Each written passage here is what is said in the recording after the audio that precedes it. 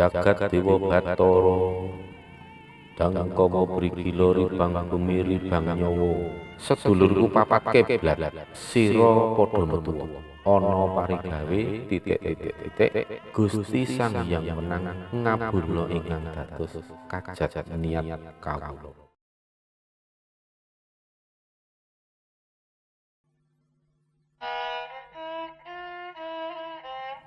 Jumpa lagi sedulur para pemirsa YouTube Surya KKS yang budiman di seluruh Nusantara, bahkan dimanapun Anda berada. Salam sejahtera, salam kebajikan, salam karaharjan, Om Swastiastu, Namo Buddhaya, Salam.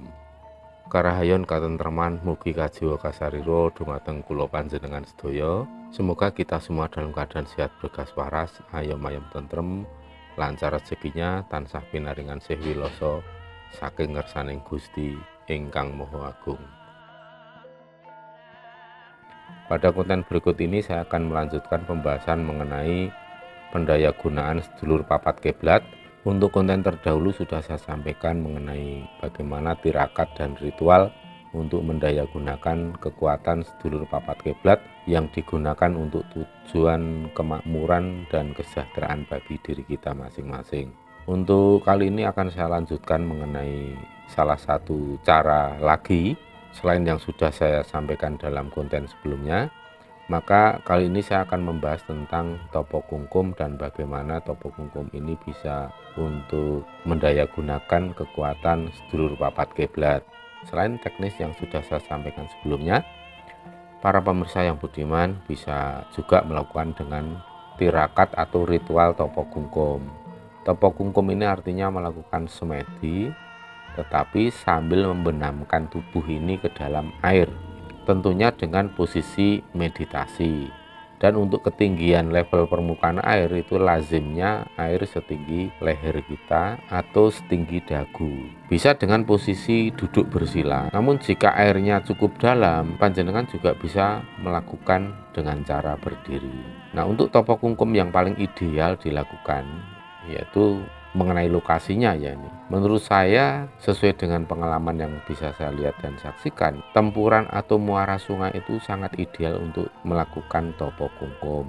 Karena muara sungai ini kan memiliki energi yang sangat besar dan bagus karena energinya bersifat dinamis. Namun Anda harus hati-hati tentunya untuk menentukan di mana topo kungkum ini dilakukan. Saran saya jangan memilih air dengan arus yang deras atau kuat, tapi carilah air yang arusnya sangat lambat untuk menghindari risiko panjenengan hanyut terseret arus pada saat meditasi. Selain itu carilah di tempat yang paling aman dari gangguan hewan buas dan berbisa untuk meminimalisir risiko tentunya. Walau biasanya binatang buas dan berbisa akan menjauh dari kita pada saat kita melakukan topo kungkum. Namun pada intinya jangan menantang perkara dan jangan mentang-mentang.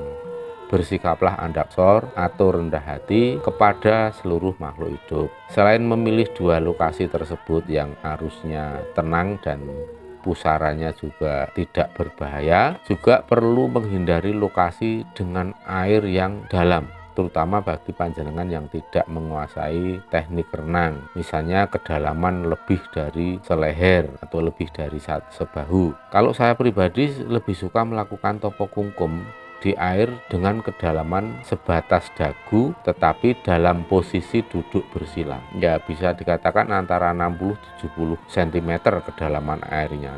Ini topo kungkum bisa dilakukan boleh 1 jam 2 jam ya. Tapi juga jika panjenengan mau bisa melakukan hingga 24 jam. Nah, untuk saya pribadi, pengalaman saya pribadi melakukan topo kungkum ini ya paling lama 12 jam. Tapi rata-rata antara 2-3 jam cukup. Kalau 12 jam saya biasanya dari jam 6 sore hingga jam 6 pagi. Tapi saya hanya baru melakukan selama itu baru 2 kali. selebihnya antara 2 jam 3 jam itu. Dan saya pernah melakukan topo kungkum, tapi saya tidak tahu kalau di situ ada buayanya. Tapi ya puji syukur tidak terjadi gangguan apapun, dan kami memang sempat melihat ada seperti permukaan air yang mencurigakan ya, kayak ada binatang yang bergerak kencang dan binatangnya besar, tapi binatang itu menjauh. Jadi saya tidak bereaksi apapun. Nah, kemudian sebelum melakukan topo kungkum ini ada beberapa langkah yang perlu dilakukan ya. Yang pertama, sebelum panjenengan melakukan topo kungkum, terlebih dahulu melakukan larung sesaji berupa kembang telon yang terdiri dari bunga mawar putih, bunga kantil, kemudian bunga melati. Jadi ketiganya serba berwarna putih, kemudian ditambah kinang atau ganten, dan juga bisa ditambah rokok, misalnya rokok kretek. Kemudian jangan lupa bunga telon ini ditambah, ini namanya kan bunga telon tadi itu ditambah dengan bureh. Bureh itu apa? Bureh itu adalah parutan rempah atau apotek hidup ya kalau orang bilang, yang namanya delingo dan bengle. Itu diparut keduanya, kemudian dicampur, diberi air sedikit, itu namanya bureh. Ini bisa dibeli di penjual bunga biasanya ya. Jika situasi dan kondisi Anda dan lingkungan alam memungkinkan untuk nggentur atau giat melakukan topo kungkum ini, panjenengan bisa menjalani setiap malam atau setiap kali mood ya, hingga mendapatkan wewengan atau semacam petunjuk atau pertanda gaib atau semacam clue gitu ya. Sebelum kelupaan perlu saya sampaikan bahwa untuk syarat bunga sesaji tadi, bunga telon ini kan belum tentu ada di setiap daerah. Maka jika bunga telon ini tadi tidak bisa panjenengan peroleh, ya diganti saja dengan bunga-bunga yang biasa digunakan di daerah Anda untuk nyekar atau untuk ritual. Jadi itu aja, cukup simpel ya.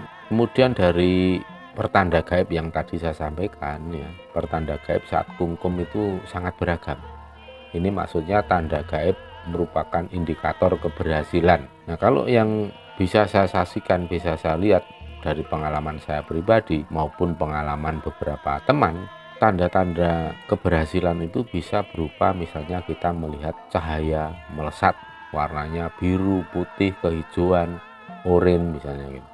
Itu pada saat kita melakukan topo kungkum dan melihat seperti itu, cahaya melesat di angkasa, itu biasanya menjadi salah satu indikator bahwa apa yang kita harapkan akan terwujud. Kemudian selain melihat cahaya yang melesat tadi, kita tiba-tiba mendengar ayam jantan berkokok. Padahal kita ada di tengah sungai atau di tempat yang jauh dari pemukiman, tapi kok mendengar ayam jantan berkokok. Nah, itu bisa menjadi indikator bahwa ritual topo kungkum yang kita lakukan itu akan mendapatkan hasil yang sangat positif, hasil yang bagus gitu. Namun ada juga yang berupa swarot, namun ada juga yang berupa suara tanpa rupa. Maksudnya hanya mendengarkan suara saja, suara orang yang berisi pesan-pesan penting atau petunjuk, tetapi kita tidak melihat siapa yang mengucapkan kalimat itu. Nah, itu ya.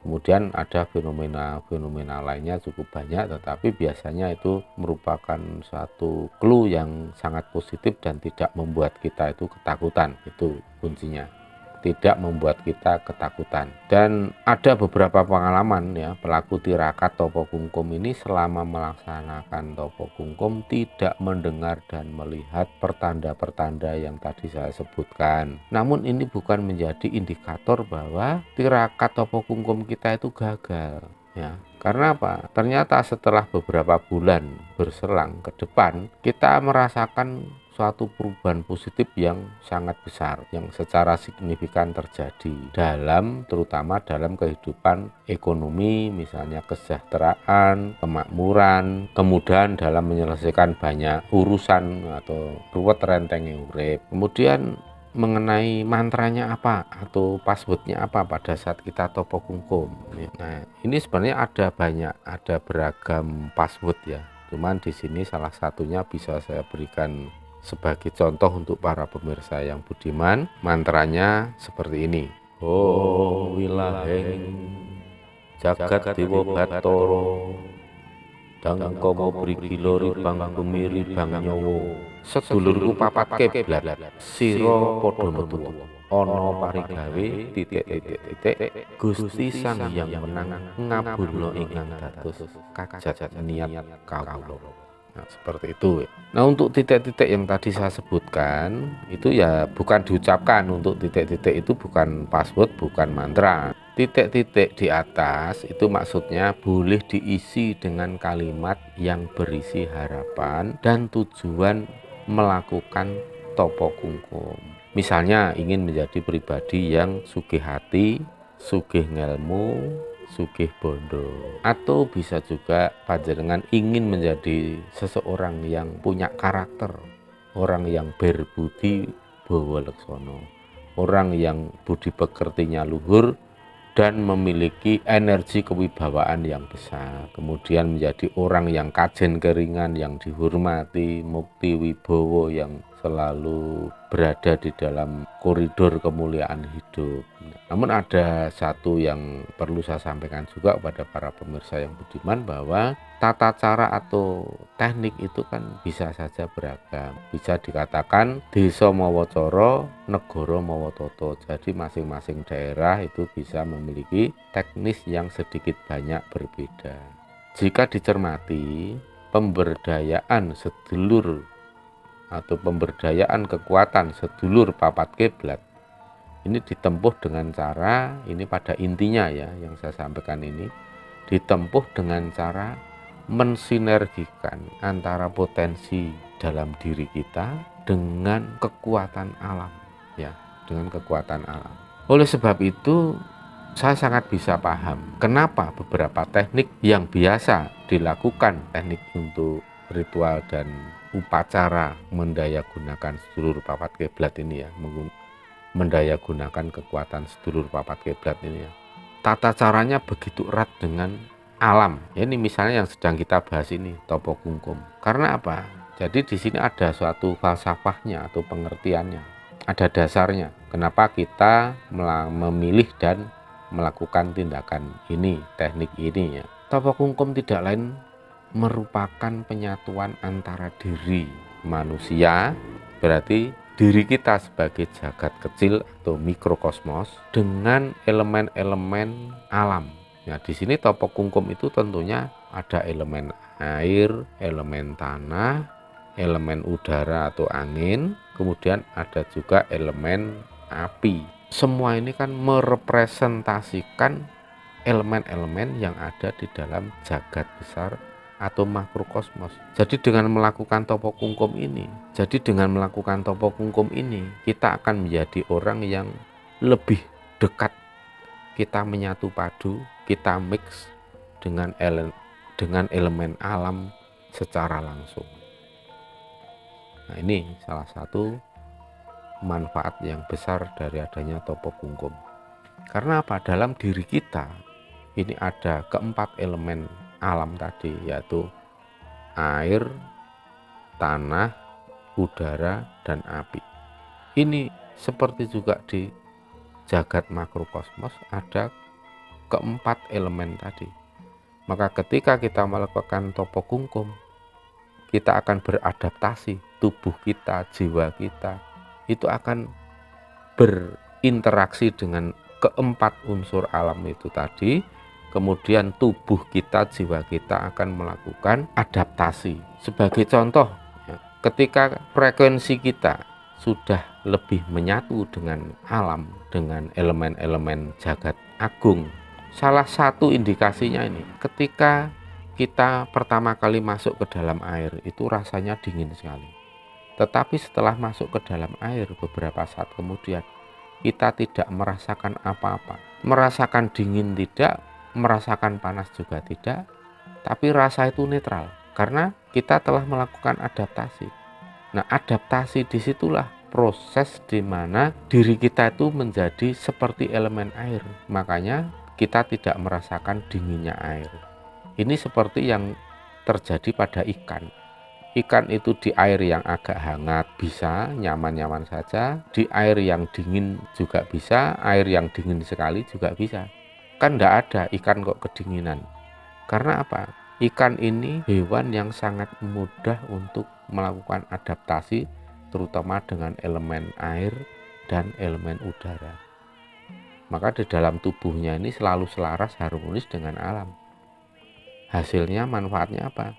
Ya ketika kita selaras dan harmonis dengan elemen alam ini, kita akan merasa lebih nyaman, kita tidak merasakan stres, kita tidak merasakan suatu kegelisahan, kegalauan, karena ya diri kita itu sudah seirama, seiring sejalan dengan frekuensi jagat agung. Itu manfaatnya ya para pemirsa yang budiman. Dan tentu saja di sini kaitannya dengan kekuatan sedulur papat kiblat. Sedulur papat kiblat itu memuat keempat elemen alam itu juga. Maka ketika diri kita sudah selaras dengan empat elemen alam itu, ya, ketika diri kita itu sudah selaras dan harmonis dengan keempat elemen jagat besar atau makrokosmos itu tadi, yakni berupa elemen air, elemen udara, elemen tanah, elemen api, itu kita akan menyatu padu dengan kekuatan sedulur papat kiblat, sehingga apa yang kita inginkan kita ucap itu akan ditopang kekuatannya oleh kekuatan sedulur papat kiblat. Laku tirakat topo kungkum ini juga menurut pandangan saya ini merupakan teknik yang bergaya sangat naturalis, alami sekali. Kita back to nature, kita kembali ke alam, itu ya maksudnya hakikatnya seperti ini. Kita selaras harmonis dengan alam. Bukan back to nature itu artinya kita kembali ke tanah atau kembali ke bumi koyok wong mati ya, dikubur, back to ground kan. Yang dimaksud dengan teknis bergaya naturalisme ini tadi, ini saya sebut teknik yang bergaya naturalis. Menurut pengalaman saya pribadi, ya saya paling suka bertapa kungkum ya, itu di muara sungai. Nah, ada apanya gitu loh. Muara sungai ada apanya sehingga membuat saya tertarik. Begini para pemirsa yang budiman, sejauh yang bisa saya pahami, di muara itu kan terdapat unsur alam tadi ya. Sejauh yang bisa saya pahami, di muara itu kan terdapat elemen air. Tetapi elemen air ini kan ada dua jenis, yakni air yang tawar dan air laut yang asin. Kemudian udara juga mengandung uap air laut dan udara yang tidak mengandung air laut. Ini jelas ada dua jenis. Ini percampuran ini kan merupakan suatu peristiwa alam yang istimewa. Makanya ada yang mengatakan bahwa di tempuran itu banyak bangsaning gaib ya, yang bersemayam, yang tinggal di situ. Ya wajar, karena ya mereka itu juga ingin menyerap energi, bukan mereka kok nunggu di situ kemudian mengganggu orang, itu bukan. Tetapi titah alus yang banyak terdapat di muara sungai itu karena memang mereka seneng seperti kita. Cuman kan kita nggak setiap saat ya ada di muara untuk melakukan penyerapan energi melalui topo kungkum itu. Tapi bagi bangsaning lelembut itu bisa lebih fleksibel, mereka melakukan kapan saja juga luas-luas saja, mau malam mau siang ya, karena itu tadi energi alamnya itu yang besar sekali ya. Begitu saudara-saudara penjelasan mengapa di muara sungai itu ada yang bilang angker. Kalau menurut saya bukan angker, tetapi lebih ke nuansa mistis ya. Mistis itu artinya ada kekuatan yang sifatnya itu tersembunyi atau kekuatan yang sifatnya rahasia, itu yang dinamakan mistis. Kalau mistis panjenengan memahami secara negatif itu jelas itu keliru banget. Itu bukan arti atau makna mistis yang sesungguhnya. Kalau yang makna yang sesungguhnya mistis itu ya merupakan kekuatan yang tersembunyi atau kekuatan rahasia. Bagi yang belum paham itu rahasia.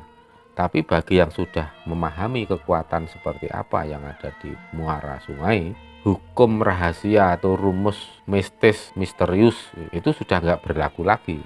Rahasia dan tersembunyi itu kan hanya berlaku bagi yang tidak tahu. Kalau bagi yang tahu ya sudah nggak berlaku lagi hukum rahasia dan tersembunyi itu tadi. Dan menurut saya pribadi makanya bukan kekuatan mistis lagi, karena ya sudah kita lihat dan saksikan kekuatan dari apa, sumbernya dari mana kan begitu.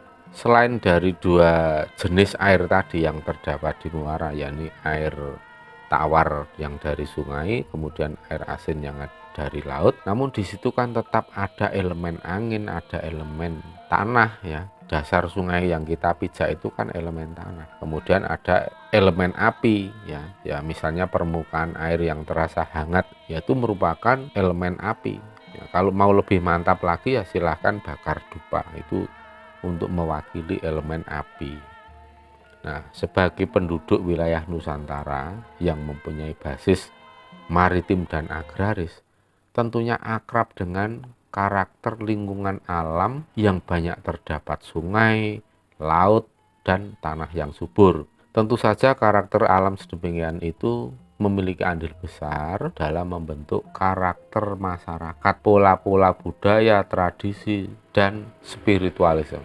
Itu ditentukan oleh seperti apa lingkungan alam. Bagi warga masyarakat yang hidup di wilayah yang tandus kering, maka di situ level spiritualnya juga akan berbeda. Biasanya kalau dalam ilmu sosiologi dan teleologi, masyarakat yang hidup di lingkungan alam seperti itu yang keras sekali, itu level spiritualnya justru rendah, termasuk nilai-nilai seni budayanya juga lebih rendah. Karena apa? Sebagian besar waktu untuk hidup itu dihabiskan untuk survival atau untuk bertahan hidup, untuk mencari makan. Beda dengan masyarakat yang berada di wilayah yang subur makmur, gemah ripah, loh jinawi. Sedikit saja waktu untuk bekerja, tetapi hasil yang didapat banyak, bisa untuk hidup berhari-hari ke depan. Oleh sebab itu, waktu-waktu yang luang itu dimanfaatkan untuk berkarya dalam bentuk benda-benda budaya, karya budaya, seni, tradisi. Maka sudah menjadi rumus dalam ilmu sosiologi, antropologi maupun ilmu sosial-sosial lainnya menyatakan bahwa semakin makmur subur suatu wilayah daerah, warga masyarakatnya akan memiliki tingkat seni budaya dengan nilai yang semakin tinggi. Tidak hanya berhenti di situ, bahkan tingkat spiritualisme, tingkat spiritualitas masyarakat yang hidup di daerah yang subur makmur itu akan jauh lebih tinggi. Kenapa? Ya tadi, lebih banyak waktu luang yang bisa dicurahkan untuk berapresiasi, berkarya, untuk eksplor ke seni budaya dan spiritual. Tapi masyarakat yang berada di sekitar lingkungan alam yang tandus sekali, yang resources ekonominya sangat terbatas, maka di situ akan timbul budaya yang kasar, tradisi yang keras. Mungkin orang akan memiliki karakter yang lebih mudah terjadi perkelahian, terjadi pertempuran atau perang antar suku, antar kelompok, penuh intrik. Karena apa? Hidup dicurahkan untuk bertahan ya dari beratnya kondisi alam sekitar, maka sumber daya ekonomi yang terbatas itu tadi diperebutkan oleh banyak orang. Maka kita bisa melihat masyarakat yang hidup di lingkungan alam seperti itu ya biasanya karakternya keras, mudah emosi, kemudian suka perang ya. Dan di suatu wilayah yang suka perang itu biasanya seni dan budayanya cenderung ke arah primitif gitu. Ini saya bukan ngenyek atau menghina, enggak. Ini sudah merupakan suatu teori. Ini ilmiah sekali karena sudah menjadi hasil penelitian yang dilakukan oleh para ilmuwan. Panjenengan bisa mencari ilmu-ilmu tentang ini di disiplin ilmu sosiologi, antropologi, dan yang lainnya. Ya, sekarang sebagai contoh bahwa tradisi dan budaya itu terpengaruh oleh lingkungan alam.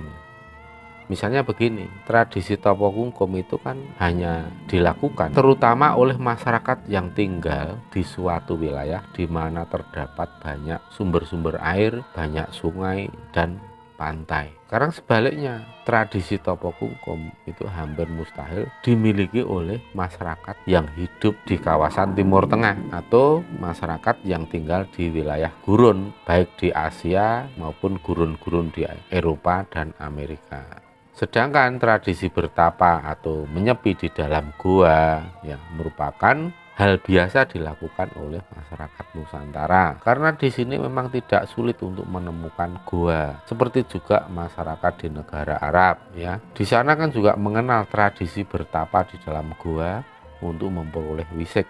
Sama halnya dengan muara, gua merupakan bagian dari universe atau bagian dari alam semesta ini. Di sana banyak terdapat energi yang berbeda dibanding dengan lingkungan alam pada umumnya. Untuk itu, saya mengajak pada para pemirsa yang budiman, kita pahami bahwa Sang Yang Jagat Noto Tuhan Yang Maha Kuasa telah menabur energi yang berlimpah di planet bumi ini. Tetapi menjadi tugas manusia, tugas kita untuk mengeksplorasi. Untuk itu saya mengajak pada para pemirsa yang budiman, mari kita manfaatkan energi alam yang berlimpah ini untuk sesuatu yang sifatnya positif. Nah, di sini untuk meningkatkan daya kekuatan sedulur papat kiblat sangat mungkin terdapat perbedaan cara dan tradisi untuk masing-masing wilayah dan daerah di Pulau Jawa ini saja, apalagi di Indonesia. Nah, itu ya, perbedaan itu merupakan sesuatu yang indah, tidak untuk diperselisihkan, tetapi justru untuk menambah, saling melengkapi referensi dan literasi yang berguna untuk memperkaya ilmu pengetahuan. Maka silahkan monggo nanti para pemirsa bisa share di ruang komen di bawah kolom video untuk menyampaikan, mengutarakan kesaksian dan pengalaman selama ini yang berkaitan dengan mekaten para pemirsa yang budiman. Semoga apa yang saya sampaikan ini bermanfaat kepada sedulur semua. Semoga dapat memberikan kontribusi bagi sedulur semua yang ingin belajar tentang spiritual Jawa, tentang local wisdom atau kearifan lokal. Dan sebagai penutup saya sampaikan terima kasih atas segala atensinya. Jangan patah harang, semakin semangat, hari esok semakin sukses. Jumbuh kang ginayuh, sembodo kang sinedya, dadi kang tansah pinuji, wilujeng rahayu kang tinemu bondo lan bejo kang teka saking kersaning Gusti. Suradira jaya ningrat, lebur dening pangastuti, jaya jaya wijayanti, rahayu rahayu sagung titah.